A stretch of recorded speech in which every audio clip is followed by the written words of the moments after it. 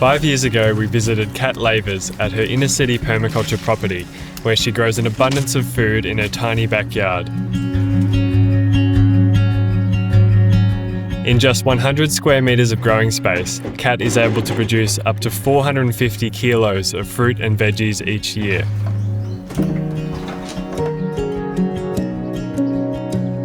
We're stoked that Kat welcomed us back to check out the property and see how things have changed since 2019.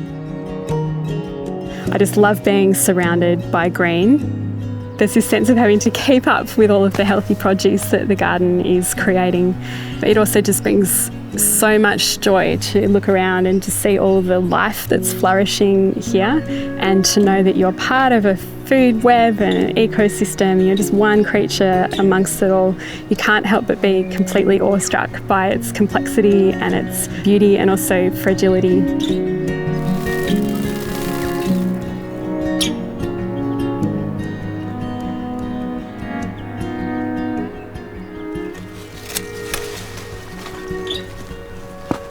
We've been weighing our produce for the last 10 years or so, and the highest we've sat at is around 450 kilos per year. Our diet is quite heavily biased towards greens because they're some of the easiest things to grow. So when you think about a 450 kilo total, and a lot of that being leafy greens, the volume of produce really boggles the mind. People always wonder, what does 450 kilos of produce actually feel like? And if I take the Australian Dietary Guidelines as a measure of how many serves of veggies we're supposed to eat and how many serves of fruit we're supposed to eat, it turns out that at that level, we'd be producing 92% of our vegetables for 2 people year round and 70% of fruit. And of course, we're away from home sometimes. We like to share meals with friends. So we're doing pretty well here. And it would also include 10 chicken eggs a week equivalent for the whole year. In 2005, I visited the share house garden of my dear late friend Dan Palmer in the southeastern suburbs of Melbourne, and it was such a light bulb moment for me. I was walking around this incredibly lush, beautiful, clever garden that I'd never seen anything like in the suburbs before, and I just thought, we need more examples of gardens that people can come and visit and really see what's possible in the urban context.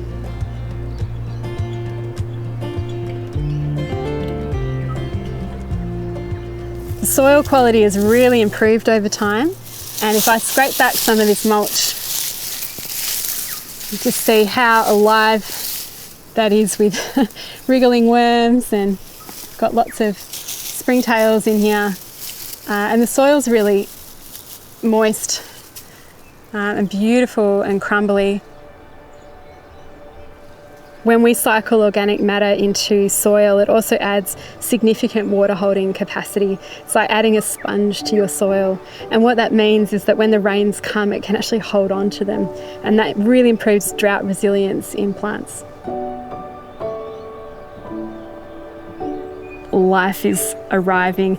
Every year we've got new species showing up that I've never seen before, and I think of the diversity that must just be slowly climbing, and the number of connections and predators and pests and other creatures that are arriving. It's just so exciting.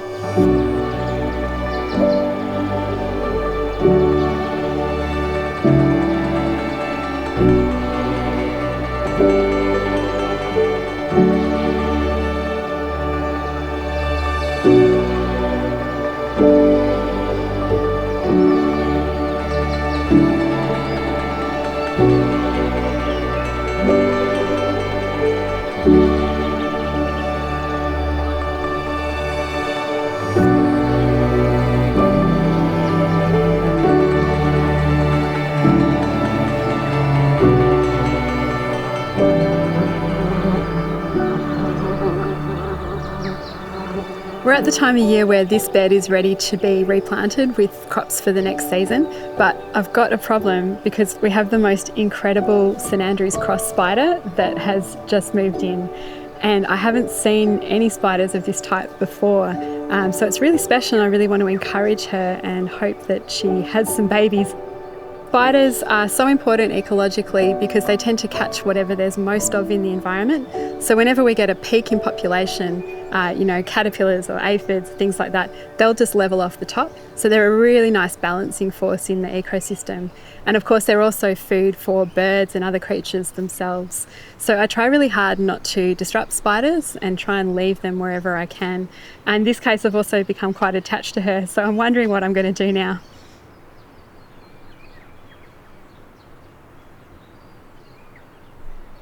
Figuring out ways to protect people and animals from heat is a major challenge now for cities. We've taken particular care to notice the way the sun moves throughout the year and to design the landscape so that it can block it from the house in the summer to remove the heat load. But also, of course, you need that sun in the winter, otherwise your energy bills will go up. So we've taken care that the sun can come in through maybe deciduous trees at that time of year as well.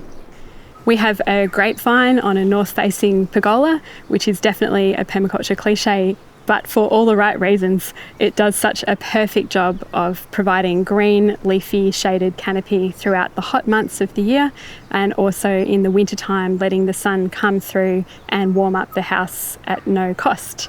We also have some hazelnut trees down the side of the house that provide that coverage on the western wall, keeping us cool through those hot afternoons. The cooling benefits are increased when the landscape is irrigated because of evapotranspiration. So having this food-producing landscape that is irrigated is adding a lot of extra assistance to keep us cool through the summer. And you can really feel the temperature drop just when you step in from the road into this lush garden. I've completely fallen in love with earth building, specifically light earth and earth plasters. And we've worked on the studio, the old shed out the back, but more recently I've also put some into part of the house. And adding these huge volumes of earth has meant we've got this thermal mass bank, which is so good at stabilising the temperature of the house. Thermal mass is like a battery, and in winter it gets the sun on it and charges up and holds the heat and releases it slowly back into the room. In summer it's a cold battery, so it keeps the house much more cool and stable through the hot summer days.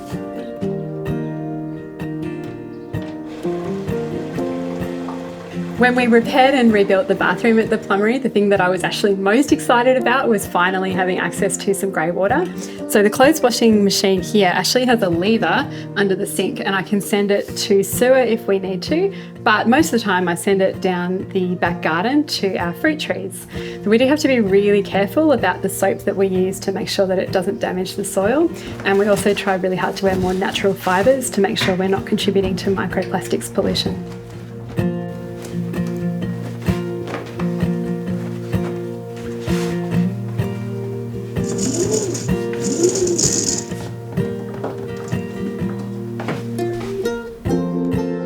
We have made sure that there is a pelmet over all of our windows, which is a box that prevents air from circulating behind the curtains and into the glass. So that means that we don't get so much heating or cooling of the house throughout the year. Pelmets are quite game-changing, and so are heavy curtains. So if it's not possible to have double glazed windows, they're definitely something I would recommend.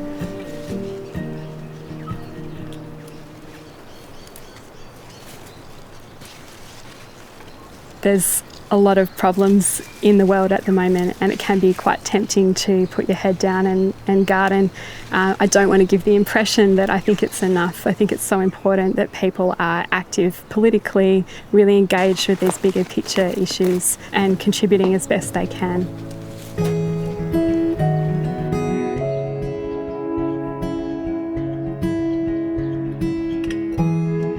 The Plummery is imperfect and it's unfinished, and I can see so many more opportunities here where we could optimise things a little bit more.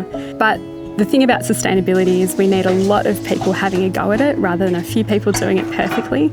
And so my hope for the Plummery is that it can really prove the value of home food production systems and just encourage more people to have a go. One of the exciting things about living in a city is we just have so many resources close at hand. There's a lot of hard surfaces like roads and roofs that we can catch water off and direct it into crops. We've got huge amounts of waste streams that can be turned into compost and put back onto soil for local food production. And we've also got a lot of people around that are really fun to hang out with, and it's amazing to involve communities in these sorts of food producing projects. The urban landscape has so much potential that's unrecognised in cities. We can be growing food, we can be creating habitat for native plant and animal species, we can be protecting ourselves from extreme weather with cleverly designed landscapes. We can take those waste streams and water resources and really put them to good use. And while doing that, we can also help people feel better and save them money.